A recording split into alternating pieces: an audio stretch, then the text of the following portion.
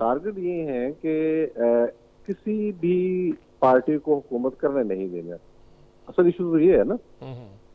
अब जो तजर्बा था 2018 का, वो बुनियादी तौर पर जो उसका जो बॉटम लाइन थी, थीम लाइन थी, वो ये थी कि तमाम सियासी जमातें खत्म। ठीक है। जो जनरल पाशा बुलाकर साथियों को कहा करते थे, वो यही कहते थे ना कि सबको भूल जाए, यानी कि उनकी अगली नस्ल के नाम भी लेते थे कि मरियम, हमजा, बिलावल, मोनू सलाई, इन सबको भूल जाए और ये पार्टियां सारी की सारी खत्म, अभी नई लीडरशिप आएगी।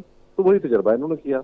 वो इनके गले जब पड़ा और खौफनाक तरीके से पड़ा, अभी तक नहीं निकल रहा। और उसमें खैर इनका अपना भी कसूर है, इनके अपने लोग साथ मिले हुए हैं। 9 के अंदर फौज के आला अफसरान शामिल थे और उसमें कुछ फारग भी हुए, कुछ को बाद में चलाया भी उन्होंने। फैसल वाडा ने एक टीवी प्रोग्राम में बैठकर कहा कि जूते चलने चाहिए उन लोगों के खिलाफ, इन्होंने 9 किया। वो चकवाल में जूते पहुंचे, उसके बाद कोयटा पहुंचे। उनका इशारा था जनरल आसफ की तरफ भी था। और भी कई मामला हैं, अभी तक बहुत कुछ हो रहा होगा अंदर, हमें नहीं पता क्या गड़बड़ है। इस तरह जुडिशरी के अंदर जो जिस तरह से बंदे रखे गए, जिन जजों ने खत लिखा है, 6 जजों ने, इनमें से 5 वो हैं जो जनरल फैज की सिफारिश पर भर्ती हुए। आपको और मुझे पता है अच्छे तरीके के साथ कि आईएएस की क्लियरेंस के बगैर जज भर्ती होने का कोई तस्वर ही नहीं था जब इस्लामाबाद हाईकोर्ट बना।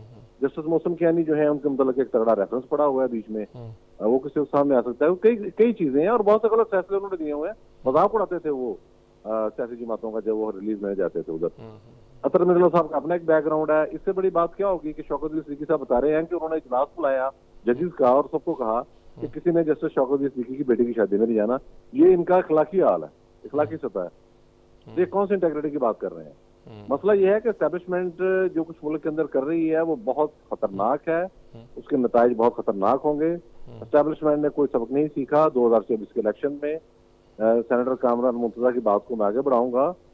जेयूआई को इस तरीके के साथ आउट किया गया कि मुझे इनकी जो टॉप लीडरशिप है, मैं नाम नहीं लूंगा, ज़ाहिर है उन्होंने मुझे इस बात की इजाजत नहीं दी।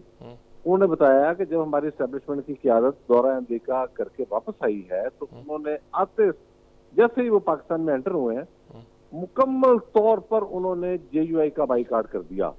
जेयूआई बम धमाकों की जद में थी, खुदकुश हमलों की जद में थी, 50 तरह के मसाइल थे, उनके साथ कंपेन चलाने नहीं दी जा रही थी, लेकिन एस्टेब्लिशमेंट की क़यादत ने जेयूआई के साथ तमाम राब्ते काट दिए।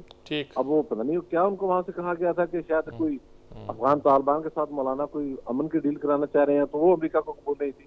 तो इस तरह के बहुत सारे मसाइल हैं।